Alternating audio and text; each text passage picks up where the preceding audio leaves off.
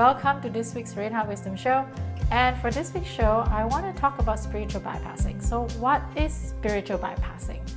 Basically, it's using spirituality as a way to avoid our unresolved wounds, traumas, to avoid feeling our emotions of pain and hurt, by suppressing or numbing or avoiding or denying they actually exist. And also not willing to look at some of our unmet needs. So this term spiritual bypassing was coined by this psychologist in the early 1980s named John Welwood. And so I'll read a little bit about his definition. So his definition is the use of spiritual practices and beliefs to avoid dealing with uncomfortable feelings, unresolved wounds, and fundamental emotions and psychological needs. So as you know, as human, we do experience many different kinds of emotions. And especially there's some might be traumatic, or we have experienced hurt or pain. During that time, we didn't take time to actually look into, experience it fully. And around it, we created ways to cope with it, right? So they're called coping mechanism. The intent is so that, first of all, we don't need to really feel those pain and hurt. And another thing is to avoid having to deal with it. And also then we have protection mechanism to protect us from experiencing it again from someone else. So what are some of the typical way that people have been coping with? So you've probably heard of people drink, sex, drugs, so all sorts of addiction, and working too could be a way to cope, right? So instead of looking at what's really going on, taking time to see what are some of those unresolved issues, instead focus all the energy on working as a way to get away. Now, what has happened over time because of the growth of the New Age? More and more different spiritual practice has become more mainstream. Now it has also become a way that people are using it as a coping mechanism. So a way to get around really looking at what's going on. And therefore, that's how this term spiritual bypassing came about, using spirituality as a way to bypass. So here's a story that I've read a while ago. This story explains really well what spiritual bypassing is. Aslan is a communal living place in California, and there's a lot of spiritual classes, yoga classes, meditation classes, and all sorts of classes around spiritual practices. And so I read about this story where there's a group of people who decided to sign up for a yoga workshop in Aslan. And during the workshop, they were provided with lavender lemon water to hydrate themselves. But there were certain rules. They were given a certain number of jugs available, and then they won't be available when it's finished until dinner time.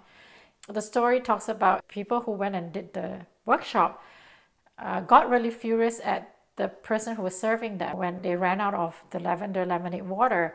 Instead of being understanding and compassionate, which is what really spirituality is about as well, they got really upset and mad at a person, and in fact make a huge fuss over it. And so this is a very simple story to explain. As much as they're into meditation and yoga, yet their behavior doesn't say so. It doesn't seem to come across that they are embracing spirituality and that they are practicing compassion and love. And their behavior shows it. So it seems like the way they have demonstrated how they behave, they could be using spirituality as a way to bypass. So what are some of the ways that we do it? Well, as you know now, yoga is in the mainstream, meditation is in the mainstream. Many years ago, they were only practiced by people who are seeking, right? And now there's so many different kind of yoga and many different kind of meditation. Now, I'm not saying they're not good, because I think they're really important. Like yoga, there's so much more to yoga than just our physical body. Then there's a lot of discipline and principles inside it. Yet today, we see that as, what it's so common, it's in such a mainstream. And people, like to be part of it, but they not really understand the work. So therefore, not using it as a way to work on themselves. It's just a way to bypass what's happening. Basically, they are using it as a way to avoid or suppress what is really going on. What are some other ways that that's happening now is being positive all the time, right? I don't know if you've heard of that, but I've met some people like you can't talk negative. You can't say a single negative thing. I'm not encouraging to say negative thing. I think it's important to catch your thoughts and not be dwelling in negative thoughts. It's good to be positive. Yet, as human beings, there are times that we're challenged. There are times that we feel down, feel low. And it's not about pushing it away. It's about acknowledging that's how we're feeling right now and allowing yourself to move that through and then come back, right, to, yeah, you know what, I gave it space, moved it to, I'm not stuck with this negativity. But yet, that's what we see.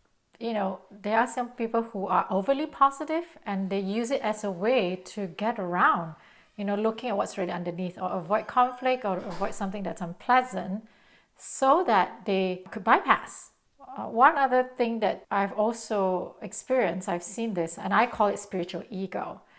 People who think that they are more spiritual than other people and they're way better than other spiritual people, and using that as a way to get around things. They're actually not really looking at where is that coming from, like what's the reason they think they're better. At the end, everyone has their own journey.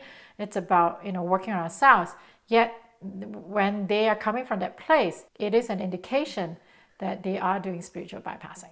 So this one is interesting. I actually met a guy who I took a class with, and he kept telling us he's from this other planet, so therefore he knows way more than us. He's actually not in this planet. It's so difficult for him to stay here and to be part of this community. Now, I am not acknowledging there are some of us who have past lives or multiple current lives who are from another planet, because I've myself has seen where I came from or was part of. I'm not discounting that. Yet, what I saw was using that as a way to say I'm better.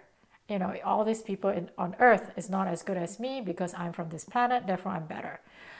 There are also people that I met that talk about their past lives. Past life that they were a king or a queen, and they're stuck in that realm instead of actually being here, because there's a reason you came here at this time and in this lifetime. You're here to learn and work through some stuff and to go to your growth. Yet they take that and they start behaving that way and say that they know more about past life, this is what it's about, and then again using it as a way to avoid what's really happening here and looking at what's going on here.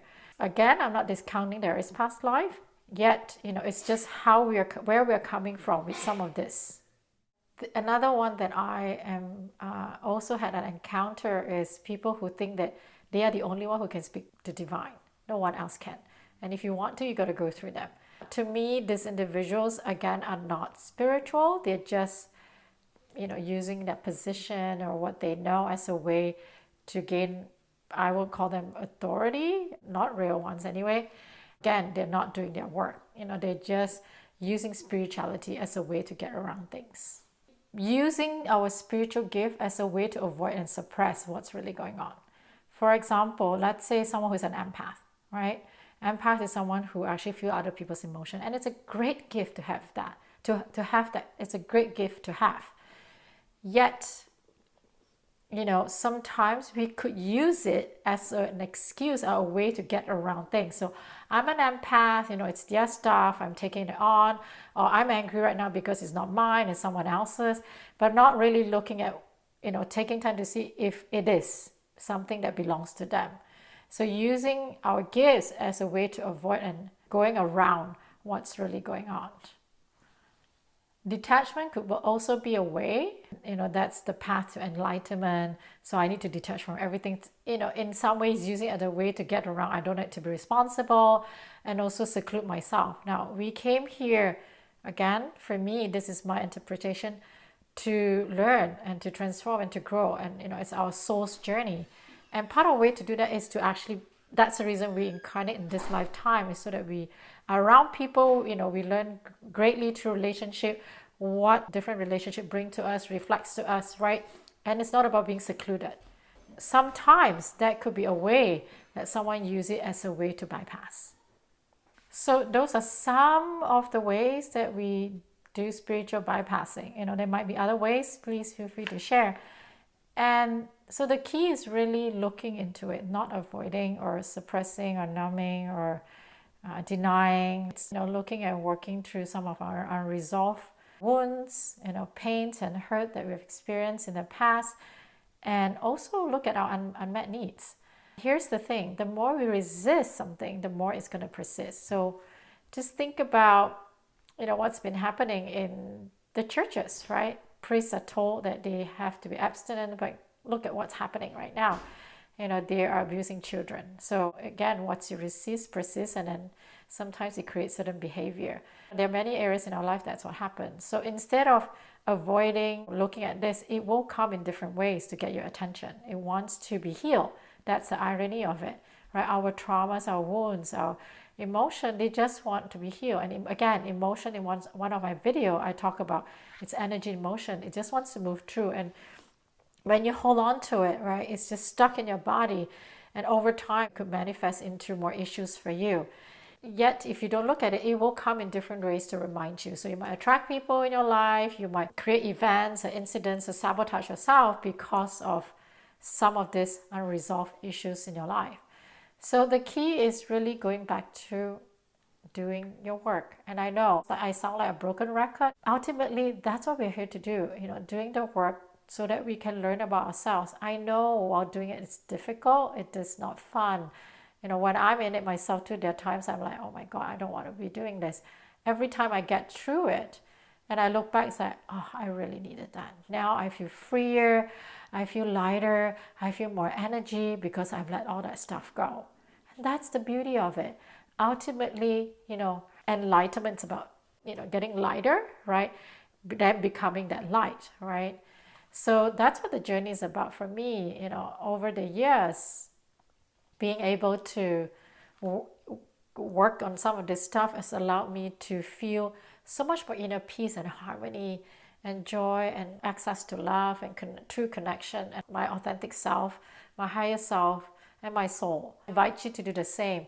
So if you do some of those practices that I mentioned, be just checked in. Are you bypassing, or you're really working towards getting to know your soul? To me, that's what spirituality is about. It's about getting to know ourselves, connected to our soul, and then connected to divine, through understanding what love and compassion is about for ourselves and the people around us.